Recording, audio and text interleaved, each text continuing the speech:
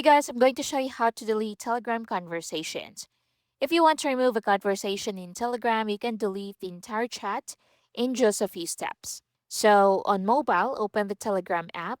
Now go to the chat that you want to delete, then tap and hold the conversation from the chat list, then select delete. Now confirm or choose whether to delete the chat for yourself only or for both you and the other person if available.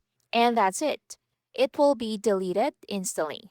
So again, press and hold the conversation or the chat, then click delete. Choose delete for me or for the other person, just like so. Next, you can go back to the chat list. Now from here, you can also press and hold the chat, then click delete. So choose to delete just for you or for the other person.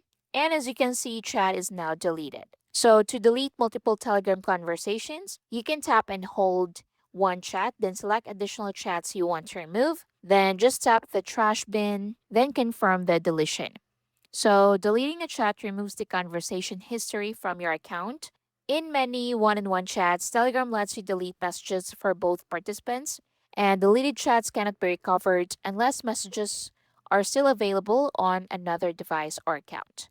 Now, for using Telegram on desktop, the steps are similar. Just right-click the conversation, then select delete chat and confirm.